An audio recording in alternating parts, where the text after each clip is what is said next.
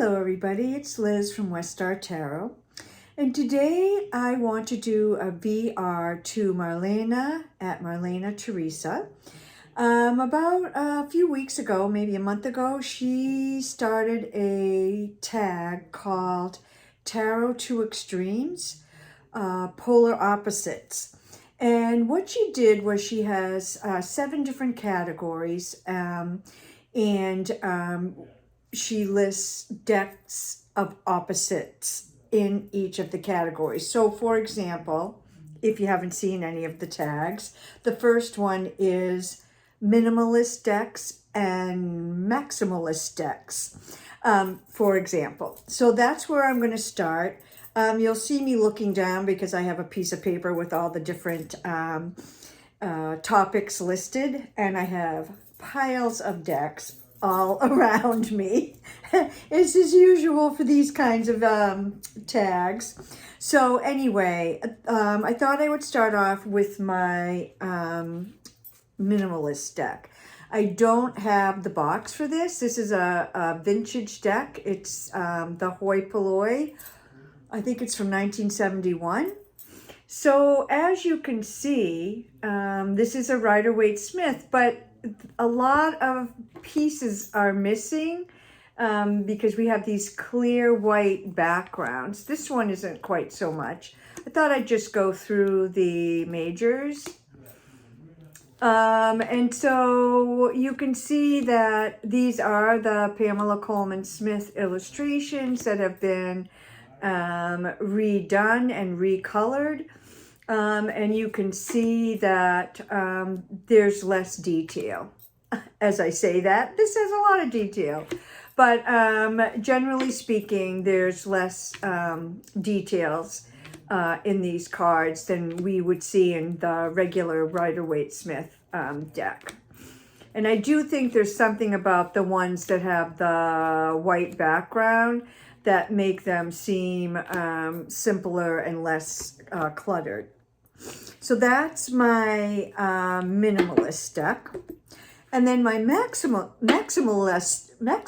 deck is also a Rider-Waite-Smith derivative, but it's also got some Thoth going, which you'll be able to see as soon as you see the Fool card. You'll see the Thoth influence. And this is the Star Tarot by Kathy McClellan. This is Schiffer publication. This is the second edition. The first edition was shiny, shiny, shiny with big blue borders, and then they reissued it borderless and on matte. So let's just look at the difference here. You can see that this has a lot more going on in it. Let's see, look at the table of the magician on this one versus this one. I'm not going to show both of every single one, but this is one of my favorite High Priestess cards. And you can see that this is sort of a combination of Rider-Waite-Smith and Thoth. And just look at all of the details in these cards. Whoa, look at that. So, of course, the Strength card is a little bit more simplistic, but you can just see that there's a lot more details going on in the Star Tarot than there is in the Hoi Polloi. So this is my I don't know why I can't say this, maximalist deck, The Star by Kathy McClellan. So there you go. The next topic is daytime versus nighttime. So I suppose there's several ways you could look at this. Decks that you use in the daytime and decks that you use in the nighttime, but I don't really have decks that I use in the daytime or nighttime. I mean, I do have some oracle decks that if I want to do a bedtime draw that are kind of, you know, more sort of cosmic and healing and gentle and so forth. So, but I wanted to stick with tarot, so I didn't pull those out. So I went more with color scheme than with, you know, time of day, because I don't really say, I only use this deck during the daytime. So this is the Light Sears. This is the Hay House edition. I do have the indie edition as well by Chris Ann Donnelly. You could see this is the Six of Swords. And this is, you know, I just get this sense of daylight and daytime in the color scheme of this, or the color palette of this deck. And it just felt very much, when I first started thinking about this topic, the daytime versus nighttime, I immediately thought of Light Sears as the daytime deck. I also feel, for me, like this is a summertime deck. I tend to pull this out more in summer than in winter. So again, it has something to do with the color palette. Love that Fool with the sacred geometry. Beautiful deck. Lovely, lovely colors. And very much, I feel like, gives you that daytime, daylight sensibility or feeling. And then for my nighttime deck, I thought immediately of the new Palladini by David Palladini. This is US Games published. And if you look at this, you can see that it has like night sky. It's got that black, dark sky in the background. And there's just this real sense of, here we have the moon and that Ace of Swords. It just, even the sun looks like there's a night sky there. And of course the moon. So this one to me definitely has a real nighttime sensibility to it. A sense of these black night skies with stars and moons in them. So this is, again, the new Palladini by David Palladini, and that is my nighttime deck. Next up is Best Shuffle, Worst Shuffle. So I had a lot of decks that came to mind for this one, but I finally narrowed it down to these two. So for the Best Shuffle, I pulled out Super Lunaris, and I'm not going to shuffle these cards on camera, but this deck has absolutely wonderful cardstock for shuffling, and I have small hands, and as you might have noticed, I also have a broken finger, so it'll be a little bit hard to shuffle right now, but these cards are just lovely and bendy, and even when I have to shuffle sideways because I have small hands, and even doing that, oh, I guess I pulled the aces out. This is just a pleasure to shuffle. I enjoy taking this deck out and shuffling it. And it's just a pleasure. And I remember the first time the reason I pulled this deck out, I have plenty of other decks that I enjoy and think are great shufflers, but I remember this one, the first time I shuffled it, I just thought, oh wow, this is beautiful to shuffle. So my worst shuffler. And this makes me sad because I love this deck a lot. And I have to say, because I cannot shuffle this deck, I mean, it's just a disaster. I don't use it as much as I would if it were shuffleable. And that is the Modern Witch Tarot. I love this deck. I got the deluxe version from Liminal 11. This is a deck by Lisa Sturl.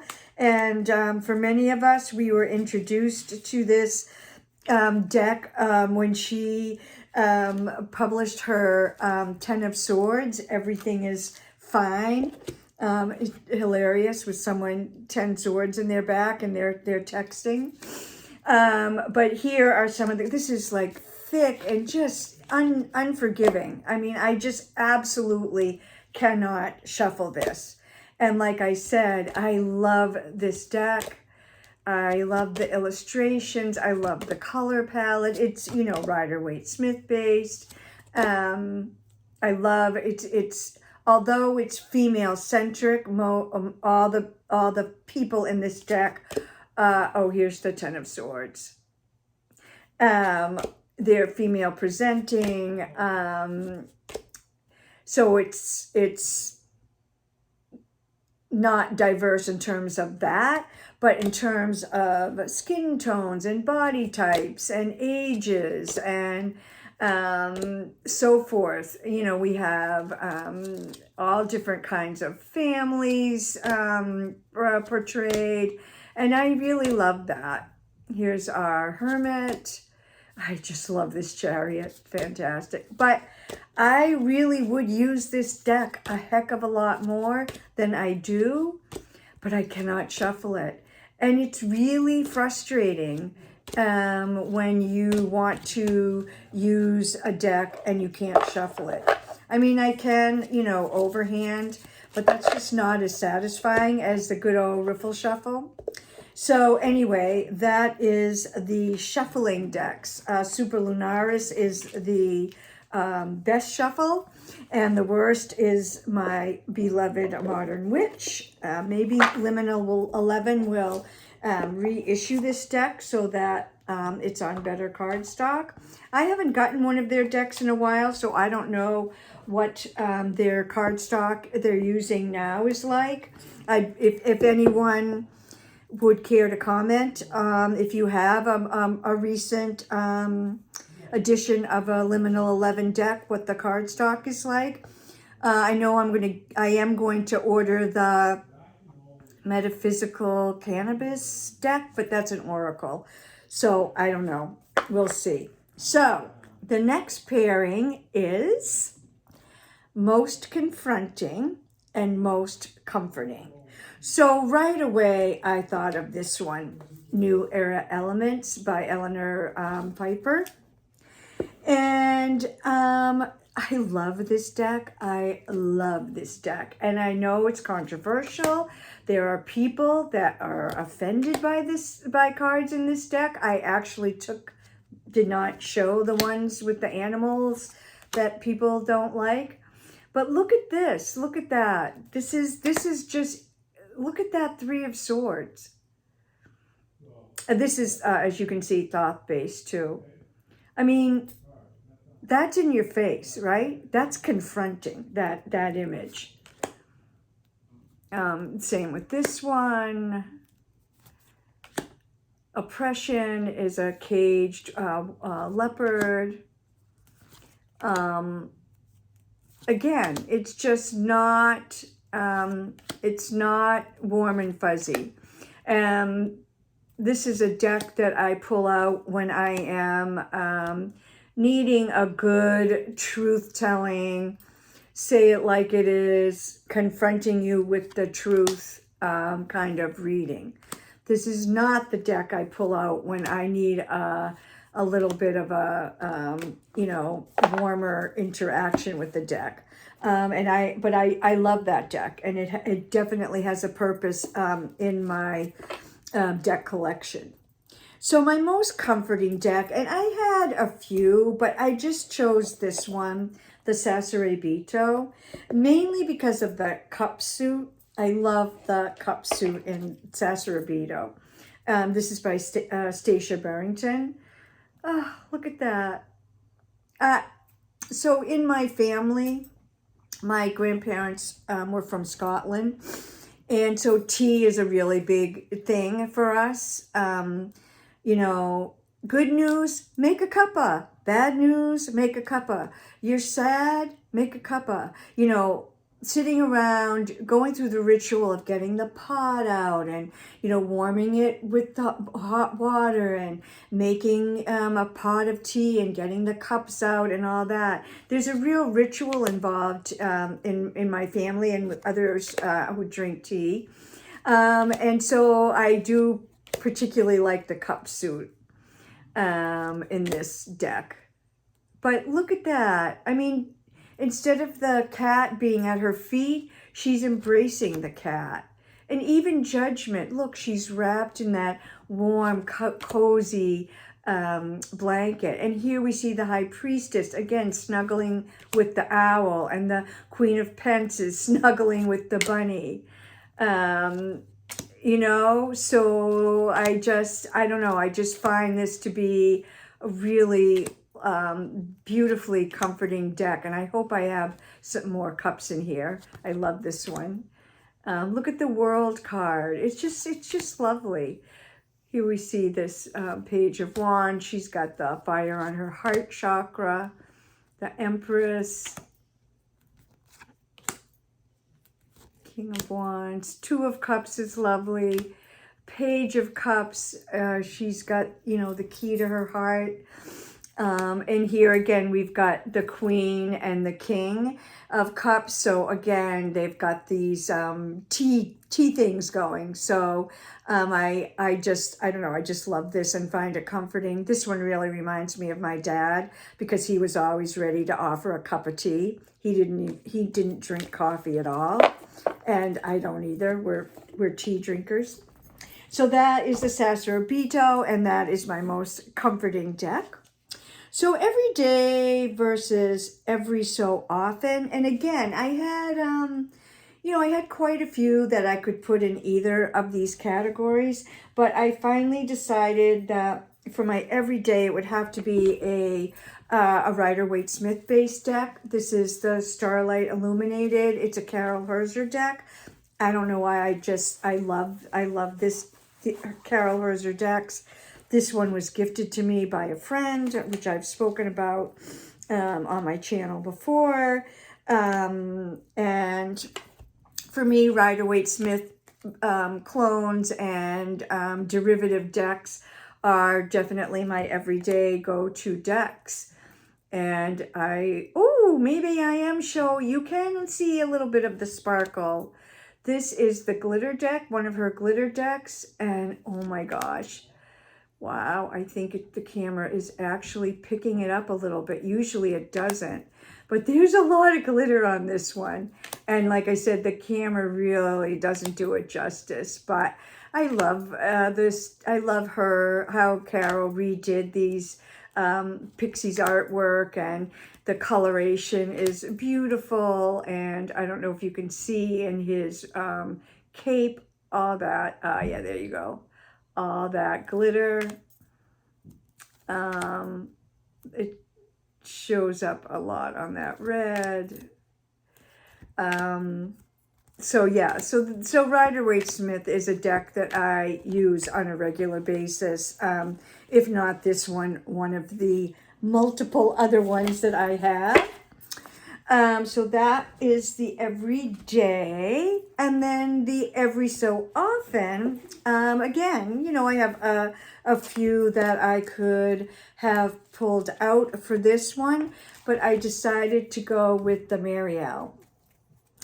And this is a deck that sometimes I use for shadow work, but I've used it for deep dive kind of readings. Here's the Strength card, which is gorgeous, and the Star, and I'm a Star Strength for my birth cards, and so I love they even have similar coloring. I love those two. The artwork is beautiful. Unfortunately, this is another Schiffer deck that has that shiny cardstock. I didn't want to get the one that was the matte one because they changed some of the cards, and I actually like the original cards better. This is one of my all-time favorite Emperor cards, and I'm not a huge fan, even though I am an Aries, I'm not a huge fan of the Emperor card, but I do love that one.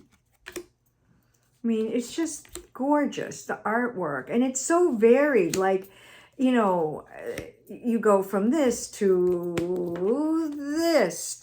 all kinds of, to this, you know. So it's just a gorgeous deck, and I really love it. And I do sort of save it for special occasions and special times of the year. More of a fall deck, like maybe October, November. That time of year I tend to pull this deck out. But I do love it. And it has its time of year. Again, it's the every so often deck that I decided to pull. I dropped my paper, so hold on. Hard picking it up with a injury here. Next, overrated, underrated. So, don't be mad at me, people. But there's a lot of decks that to me are overrated. Most of them I don't have because I think they're overrated.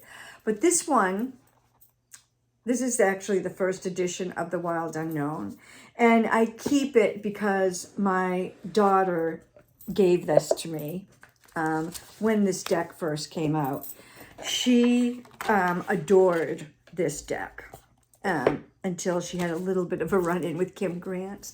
And then she decided, maybe not. But anyway, it was her go-to favorite deck.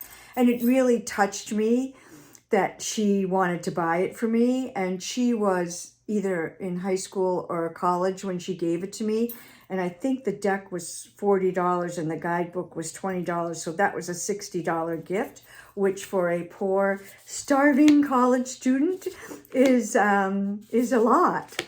So I don't know. I don't get the big deal. I just don't get it. It's never really spoken to me. I've tried and tried to read with it, and it just doesn't do it for me. And I do like her animal deck. I do like that one. But the archetype one, to me, that deck, if I had that, that would be my really overrated deck. But I thought, did she like do this artwork in a day? I don't get it. I don't get it. I don't get it. I don't get it. But anyway, I know a lot of folks love this deck. I wish it spoke to me more. There are individual cards that I really like. I like the Emperor card and the Empress card. So there are cards that I like a lot, but there are cards that, like this one, I don't get it. But anyway. Oh, my daughter and I call this one the sad horse, and she used to pull it all. It was her stalker for years. No longer, I'm happy to say. But anyway, I know y'all love this deck. I'm just not a fan, and I just feel like it's kind of overrated. But anyway. So that's the deck that I feel is overrated. Don't hate me. You can love it. If it speaks to you, I'm happy for you.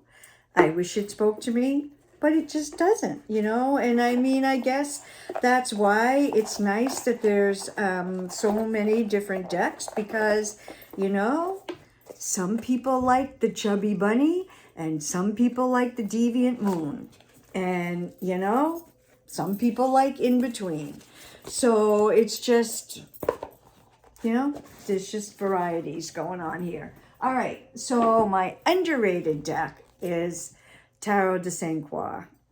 And I think since Lisa reissued this deck, and it's matte with no borders except for at the bottom, a black border, maybe there are less haters of this deck. For some reason, people just seem to object to the borders, the orange borders, and I don't know why. I don't know why people had such issues with the orange borders. I like them. I don't mind them at all. That is one of my absolute favorite world cards, and I adore that Magician. The Strength. Look at these colors. It's inclusive, it's diverse, it's multicultural, it's lovely to read with. I just love what great. This was when I first got the deck and I opened it up, and I saw this the Dalai Lama as the Hierophant. It just brought such a smile and a warmth to my heart. This is sort of a King Arthur thing going on here with the King of Swords. The Sun card, Newt as the Star card. I am a beach girl, so of course I love this card. I just think this deck is beautiful. It speaks to me. Now, I put these cards out and they sing. I put the Wild Unknown cards out and I'm like, huh? I can't read with that. So, you know, again, different decks speak to different people on different levels. And that's okay. I mean, it's a good thing. It would be boring if we all liked the same decks and those were the only decks we ever, you know, saw out and about. So I think, you know, it's good to have variety and different tastes in decks. So that is the Tarot de Saint Croix by Lisa de Saint Croix. Lisa also has a couple of Oracle decks and a Lenormand deck. So that's that one. Next up, last but not least, is a deck for light work and a deck for shadow work. So I could use Marielle, but I put Marielle in a different category for shadow work. But let's start off with the light work. So I chose my beloved Guyan. And this is by Joanna Powell Colbert. And I adore this deck. This version of it is, I got directly from Joanna. It's a limited edition. I don't know if she still has them or not, but it's really big. So here's the Sacerobito, and you can see how much bigger those cards are. So I just pulled out the majors. I love that. The Seeker. Joanna has renamed some of the majors. Whoops. And the court cards are renamed. Child, Explorer, Guardian, Elder. So I just love this deck. It just warms my heart, and yet it speaks truth. It's not a fluffy, you know, sugar-coated deck by any means, but it just brings me joy and pleasure, and I will never tire of it. I use it all the time, and it makes me happy, and I consider it a deck for light work. So for shadow work, I pulled out a deck that's fairly new to me, Tarot of the She, and that is by Emily Carding. And this is a deck that I have not used a real lot, but I think is really going to be great for shadow work and delving, you know, deep into those places where we might not want to look, uncovering those little spots in the nooks and crannies of our psyche and spirit and body. So I am looking forward to exploring this deck more. As I said, I've just started working with it, but it really does seem to me like a wonderful deck to be using for shadow work. So that is where I will end with Tarot of the She. Thanks to Marlena for such a beautiful and fun tag. I enjoyed thinking through the different prompts that Marlena mentioned, and of course there were you know, often more than one choice for each tag or each prompt, but you know, I tried to just stick with one per follow the rules. I followed the rules. I'd love to hear what your choices were. What did you think of some of the decks that I pulled out? Do you agree, disagree? and let me know if you're going to do the tag, because I'd love to, to follow you all and see what you decide to come up with. Blessings.